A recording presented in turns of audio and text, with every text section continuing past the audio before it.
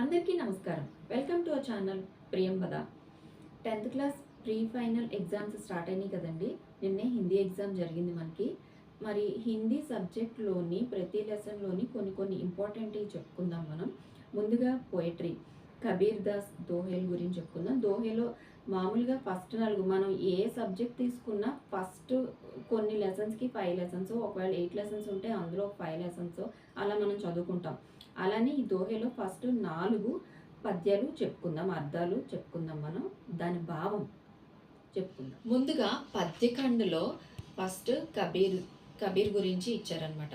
కబీర్ దాస్ రాసినటువంటి సాఖీలోని ఫస్ట్ 4 పద్యాలు అర్థాలు భావాలు చెప్పుకుందాం మనం. అండ్ ఇది ఏంటంటే కబీర్ దాస్ కవి పరిచయం గురించి తర్వాత చెప్పుకుందాం. ఈ కబీర్ దాస్ ఏంటి, ఇందులో ఈ పద్యాలు దోహేలన్నీ మానవత్వం గురించి చెప్పినటువంటివి అనమాట. అంటే మానవతా దృష్టితో ఉండాలి అని చెప్పని దాని గురించి చెప్పినటువంటి దోహేలు అనమాట ఇవన్నీను. ఫస్ట్ చూద్దాం. ఐసీ బాణి బోలియే మన్ కా ఆపా ఖోయ్ అపనా తన్ శీతల్ కరై ఔరన్ కో సుఖ హోయ్. అంటే ఏంటి, ఐసీ బాణి బోలియే, మనం మాట్లాడే మాట ఐసీ, ఇలానే మాట్లాడాలి. మాట ఏ విధంగా మాట్లాడాలి? ముద్దుగా చక్కగా మాట్లాడాలి, చాలా సాఫ్ట్గా. మనకా ఆపా కోయ్, మనం మాట్లాడినందుకు మనకి హ్యాపీగా ఉండాలి, మంచిగా మాట్లాడామని చెప్పని. అపనా తన్ శీతల్ కరై ఔరన్కో సుఖ హోయ్, మనం మాట్లాడిన దానికి మనకి ప్రశాంతంగా ఉండాలి. ఔరన్కో సుఖ హోయ్, అబ్బా వీళ్ళ దగ్గరికి వెళ్తే ఎంత చక్కగా మాట్లాడతారు, వాళ్ళు మాట్లాడుతుంటే ఇంకా వినాలనిపిస్తుంది అని చెప్పని అంటూ ఉంటారు కదా ఒక్కొక్కళ్ళు. అది మన మాట మధురంగా రావాలి, కఠినంగా రాకూడదు. ఒక్కొక్కసారి ఎగ్జాంపుల్ చూడండి, ఒక్కొక్కరి దగ్గరికి వెళ్ళామంటే మనం వెళ్ళాలంటే అవతల మనిషి దగ్గరికి భయం వేస్తుంది. అమ్మో ఇప్పుడు వీళ్ళతో మాట్లాడామంటే మనకి ఎలాగా అని చెప్పని తిడతారేమో, తిట్టినట్టు మాట్లాడతారు. మనం అడిగినా సరే వాళ్ళు కోపం ఎక్కువ, వాళ్ళకి చాలా హార్ష్గా మాట్లాడతారు, కరుకుగా మాట్లాడతారు అని చెప్పని అంటూ ఉంటారు. అందుకని ఈ కబీర్ దాస్ ఇక్కడ ఏమంటున్నారు, మాట్లాడే మాట, మన నోట్లోంచి వచ్చే మాటే మంచిగా మృదువుగా చక్కగా రావాలి అని చెప్తున్నాడు. వాణి అంటే ఇక్కడ మాట, బోలియే అంటే బోల్నా, మాట్లాడే మాట.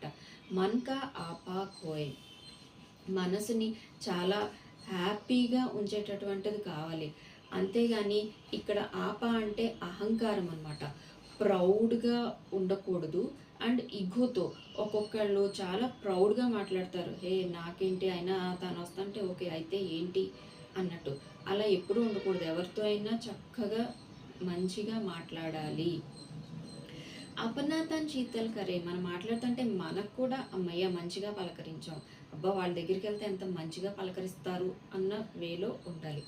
ఔరన్కో సుఖహోయ్, అవతల వాళ్ళు కూడా హ్యాపీ ఫీల్ అయ్యేటట్టు, ఔరన్ అంటే అవతల వాళ్ళు, సుఖహోయ్ వాళ్ళు కూడా హ్యాపీగా ఉండేటట్టు మన మాట తీరు ఉండాలి అని చెప్పని. ఎగ్జాంపుల్ కొన్ని చూస్తుంటే మనం చూడండి, బెడ్ మీద ఉన్నా సరే ఒక్కొక్కళ్ళు మాట్లాడే, బెడ్ మీద ఉన్న వాళ్ళు కూడా మనం మాట్లాడే మాట వల్ల ఏం కాదు, తగ్గిపోద్ది, మీరు కంగారు పడకండి అని చెప్పానంటే వాళ్ళకి ధైర్యాన్ని ఇచ్చేటట్టు ఉండాలి అది వాళ్ళు. అంతేగాని అమ్మో అయ్యో ఇలా జరిగిందా, ఇలా జరగకూడదే, ఇలా జరిగిందా అంటే అవతల వాళ్ళు ఇంకా కంగారు పడిపోతారు. బాబే నాకేదో అయిపోద్ది, నేను బెడ్ మీద ఉన్నా, అదేం ఉండదు. చిన్న డిసీజ్ అయినా సరే మంచిగా మాట్లాడితే వాళ్ళకి ధైర్యాన్ని ఇచ్చేటట్టు వాళ్ళు మళ్ళీ లేచి చక్కగా పాజిటివ్ యాటిట్యూడ్తో తిరుగుతూ ఉంటారు, లేగిస్తారనమాట. అది ఆ వేలో ఉండాలి అని కబీర్ దాసు మనకి చెప్తున్నాడు. మాట్లాడే మాట ఎప్పుడు మంచిగా ఉండాలి అని చెప్పని. సెకండ్ దోహే, కస్తూరి కుండలి బసై మృగు ఢూండై బన్ మాహి ఐసే ఘటి ఘటి రామ్ హై దునియా దేకై నాహి. అంటే ఏంటి, ఇక్కడ కస్తూరి అంటే సువాసన ఇచ్చేటటువంటిది అనమాట, చాలా ఫ్రాగ్రెన్స్, మంచి సువాసన ఇచ్చేటటువంటిది కస్తూరి అంటే. కుండలి బసై, కుండలి అంటే నాభి, బొడ్డు. మృగ్ డోండై వన్ మాహి, మృగ్ అంటే ఏంటి, హిరణ్, లేడీ, డీర్ అనమాట. డూండై వన్ మాహి అంటే వన్ అంటే మొత్తం వనం, వనం తోట అని చెప్పని వస్తుంది. ఐసే గటి గటి రామ్ హై, ఈ ప్రతిదీ అదే మనలోనే రామ్ హై. దునియా దేకై నాహి, దునియా అంటే ఇక్కడ ప్రపంచం, దేకై అంటే కనపడతా ఉంటుంది. దేకై నాహి మొత్తం అంతా తిరగటం. దేకై అంటే చూడటం అని చెప్పని అర్థం వస్తుంది. ఇప్పుడు కస్తూరి కుండలి బసై. కస్తూరి అంటే ఈ ఫ్రాగ్రెన్స్ ఇచ్చేటటువంటిది, ఈ సువాసన ఇచ్చేటటువంటిది సువాసన. మృగు డూండై వనమాహి. మృగు అంటే మృగు డీర్ బొడ్డులో పొట్టలో ఉంటుందన్నమాట. బొడ్డులో దానికి సుగంధాన్ని వెదజల్లేటటువంటిది ఉందన్నమాట డీర్ నాభిలో. కానీ అది ఈ వాసన ఎక్కడి నుంచి వస్తుంది, ఎటువైపు నుంచి వస్తుంది అని చెప్పని మొత్తం ఆ వనమంతా తిరుగుతూ ఉంటుందంట. ఆ వాసన అబ్బా ఎంత బాగుంది, ఎంత మంచిగా ఉంది అని చెప్పి. ఎందుకంటే తనకి తెలియదు కదా, తన నాభిలోనే ఉంది, తను వంగి చూసుకోలేదు, అందదు, తనకి తెలీదు. అది మొత్తం వనమంతా తిరుగుతూ ఉంటుంది. ఎక్కడి నుంచి వస్తుంది ఈ వాసన, ఎంత బాగుంది అని చెప్పని తిరుగుతూ ఉంటుందండి, వెతుక్కుంటూ ఉంటుందండి అంట. అది ఐసీ గట్టి గట్టిరం. అలానే ఏ విధంగా అయితే ఆ డీర్, ఆ జింక తన ఆ వాసన గురించి వెతుకుతూ ఉంటుందో, తనలోనే ఉంది ఆ వాసన, కానీ తనకు తెలీదు. అదేవిధంగా ఐసీ గట్టి గట్టి రామ్హై, మనలోనే దేవుడు భగవంతుడు ఉంటాడు. కానీ దునియా దేకై నాహి. కానీ ప్రపంచం అంతా దేవుడు ఇక్కడికి పుణ్యక్షేత్రాలకు వెళ్తే మనకి దేవుడు దర్శనం అవుతుంది, దేవుడు మంచిగా చూస్తాడు, మనకి కష్టాలన్నీ పోతాయి అని చెప్పని, లేకపోతే ఆ గుడికి వెళ్ళి అక్కడ మొక్కుకుంటే అక్కడ మన బాధలన్నీ తీరిపోతాయి, లేకపోతే మనం ఇది అనుకున్నాం, ఈ సంవత్సరం ఈ టార్గెట్ అనుకున్నాం, ఆ కోరికలు తీరుతాయి, అక్కడ దేవుడికి వెళ్ళి పూజ చేస్తే, అక్కడ ఆ పుణ్యక్షేత్రానికి వెళ్తే అని చెప్పని ప్రతి చోటకి వెళ్ళి తిరుగుతూ ఉంటాం. అక్కడ దేవుడు మనకి సాయం చేస్తాడు, ఆ గుడికి వెళ్ళి వస్తే మనకి మంచి జరుగుతుంది అని చెప్పని అలా వెతుకుతూ ఉంటాం, ప్రతి చోటకి తిరుగుతూ ఉంటాం. కానీ మనలోనే దేవుడు ఉన్నాడు. మనలోనే దేవుడు ఉన్నాడు అంటే ఏంటి, మనం మాట్లాడే మాట మంచిగా ఉండాలి. మనం అవతల వాళ్ళకి, దేవుడికి ఏం చేస్తే మంచి, దేవుడు ఎప్పుడు కనపడతాడు మనకి, మనం అవతల వాళ్ళకి సాయం చేయడం, ఎవరైనా మనం హెల్ప్ అడిగితే అది మనకి కుదిరినప్పుడు, చేతనైనప్పుడు మనం హెల్ప్ చేయటం. లేకపోతే నేను ఉన్నాను పర్వాలేదు, నీకు ఫ్రెండ్కి ఏదన్నా ఎగ్జామ్స్లో ఏ ఫేవర్ వచ్చింది, లేకపోతే నోట్స్ రాసుకోలేదు, అప్పుడు ఏంటి, పర్వాలేదురా నేను నీ నోట్స్ రాసి పెడతానులే, ఏం టెన్షన్ పడకు పర్వాలేదు అంటే అక్కడ ఫ్రెండ్కి మీరు హెల్ప్ చేసినట్టు ఉంటుంది. ఆ ఫ్రెండ్ కూడా హ్యాపీ ఫీల్ అవుతాడు. అంటే అబ్బా నాకు దేవునిలాగా హెల్ప్ చేశాడు ఈ టైంలో, ఎగ్జామ్ టైంలో నాకు అసలు ఫేవర్ వచ్చింది, నోట్స్ రాసుకోలేకపోయాను అంటే అక్కడ అది అంతే. అంతేగాని అయ్యో దేవుడా నాకు ఎవరు రాసి పెడతారు, ఎవరు చేసి పెడతారు అంటే మనలోనే ఉంటారు మన ఫ్రెండ్స్, మనలోనే. అది ఇక్కడ దాని అర్థం అదనమాట. కబీర్ దాసు ఈ విధంగా చెప్తున్నాడు, అంటే మానవత్వం గురించి చెప్తున్నాడు అనమాట. ప్రతి విషయంలో ఈ దోహేలన్నీ మానవత్వానికి సంబంధించినవి అనమాట. అది దునియా దేకై నాహి. కానీ మనం ఊర్లు అన్ని చోట్ల తిరుగుతూ ఉంటాం. మనలోనే దేవుడు ఉన్నాడు, అది మనం రోజు గుర్తించి మనం మంచిగా హెల్ప్ చేసుకుంటూ ఉంటే మనకి గాడ్ ఎప్పుడూ కనిపిస్తూనే ఉంటాడు, ఏదో ఒక విధంలో, ఏదో ఒక రూపంలో అని చెప్పని దాని అర్థం. ఇప్పుడు థర్డ్ దోహే చెప్పుకుందాం. जब मैं था तब हरी नहीं, अब हरी है मैं नाही, सब अंधियारा मिटी गया जब దీపక్ దేక్యా మాహి. అంటే ఏంటి, జబ్ మైతా అంటే ఇక్కడ నేను ఉన్న చోట, తబ్ హరి నహి దేవుడు ఉండడు. ఏంటి దీని అర్థం ఇక్కడ, మైతా అంటే నేను అనే వర్డ్ ఇక్కడ అహంకారం అనమాట. ప్రౌడ్ గురించి చెప్తున్నాడు ఇక్కడ కవి. అంటే ఇక్కడ నేను అనే మాట, ఇది నేనే చేస్తాను, నేనే చేయగలను అంటే అది వేరు. ఇది నేను చెయ్యగలను అని అనుకుంటే అది వేరు. కాన్ఫిడెంట్గా పర్వాలేదు నేను చేస్తాను, చేయగలను అని చెప్పాను, అది కాన్ఫిడెంట్గా మాట్లాడటం. ఇదెంత పని, అది నేనే చెయ్యగలను ఇంకెవరూ చేయలేరు అంటే అది అక్కడ ప్రౌడ్ కింద వస్తుంది, ఈగో వెళ్ళిపోతారు. అక్కడ ఎక్కడైతే అహంకారం ఉంటుందో అక్కడ తబ్ హరి నహి, అక్కడ దేవుడు ఉండడు అని చెప్పని దీని అర్థం. అబ్ హరి హై మైనాహి, అంతా దేవుడి దయండి అని చెప్పని అంటారు. మనకు ఒక పని అయిపోయాక, లేదంటే అంతా ఏదైనా మంచి జరిగాక, అమ్మయ్య మంచిగా కలిసి వచ్చింది, అంతా దేవుడి దయండి, నాదే ఉంది, వీళ్ళ పని వీళ్ళు చేస్తారు, హార్డ్ వర్క్ చేస్తారు, కానీ అక్కడ అంతా మంచిగా సక్సెస్ అయ్యి మంచిగా ఇదయ్యాక అంతా దేవుడి దయండి, నాదే ఉంది, ఆ దేవుడికి దండం పెట్టుకోవాలి, థ్యాంక్ యూ చెప్పుకోవాలంటారు ఒక్కొక్కళ్ళు. అంటే ఏంటి, అక్కడ వాళ్ళు రెస్పెక్ట్ ఇస్తున్నారు. అంటే అక్కడ ఎప్పుడు దేవుడు ఉంటాడు, నాదే ఉందండి అంటే అక్కడ నేనే చేశాను, నేను హార్డ్ వర్క్ చేయటం వల్ల ఇక్కడ ఇది జరిగింది అని చెప్పని అక్కడ చెప్పుకోవట్లేదు, అహంకారంతో చెప్పుకోవట్లేదు. దేవుడికే వదిలేస్తంట. ఆ ప్లస్ మైనస్, కష్టం వచ్చినా, అది నష్టం వచ్చినా, అంతా మనకి లాభం వచ్చినా అక్కడ దేవుడికే వదిలేస్తంట అనమాట. అంటే అక్కడ ప్రౌడ్ లేదు, అహంకారం లేని చోటే దేవుడు ఉంటాడు, హరి ఉంటాడు. మీకు ఎగ్జాంపుల్ చూడండి, భక్త ప్రహ్లాదుడు ఉన్నాడు, అతని తండ్రి రాక్షసుడు అవునా, హిరణ్యకశిపుడు. అక్కడ ఏంటి, భక్త ప్రహ్లాదుడు ఎప్పుడు విష్ణు నామస్మరణ చేస్తూనే ఉంటాడు. హరి ఎప్పుడు తండ్రే కొడుకు ఎంతసేపు తండ్రిని తలుచుకోవట్లేదు అని చెప్పని కొడుకుకి పనిష్మెంట్ ఇస్తూ ఉంటాడు. కొండల మీద నుంచి తోసేయటం, ఏనుగులతో తొక్కించడం అలా చేస్తూ ఉంటాడు. కానీ అప్పుడు అక్కడ ఏం చేస్తాడు భక్త ప్రహ్లాదుడు? హరినామస్మరణే, ఎంతసేపు హరినామస్మరణే. తను కొండ మీద నుంచి పై కిందకు తోసేసినా సరే అక్కడ విష్ణుమూర్తి ఉన్నాడు, పర్వాలేదు నాకేం అవదు అని చెప్పని అక్కడ నమ్మకం, దేవుడి మీద నమ్మకం అనమాట. అది ఆ దేవుడి మీద నమ్మకం ఉన్న చోట హరి ఎప్పుడు ఉంటానే ఉంటాడు అక్కడ అని చెప్పని అహంకారం లేకుండా చెప్పటం అనమాట ఇది. అది ఆ ఎగ్జాంపుల్ మనకి. సబ్ అందియారా మిటిగయా జబ్ దీపక్ దేఖ్యా మాహి.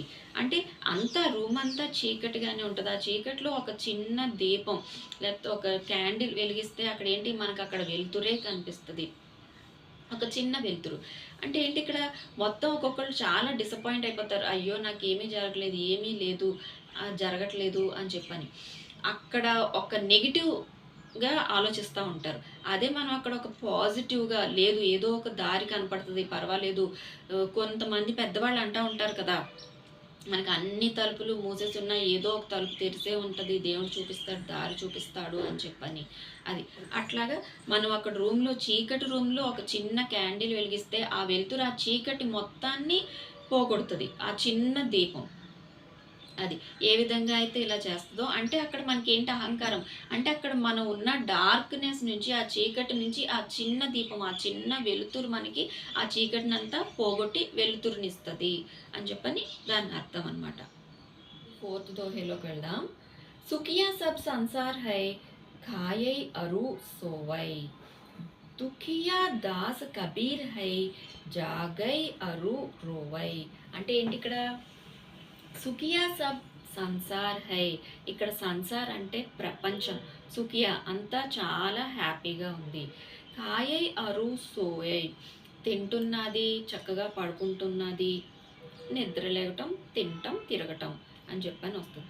దుఖియా దాస్ కబీర్ హై. ఇక్కడ ఎవరు బాధపడుతున్నారు? దుఖియా అంటే దుఃఖపడటం, బాధపడటం. దాస్ కబీర్ హై, ఇక్కడ బాధపడుతున్నారు కబీర్ దాస్.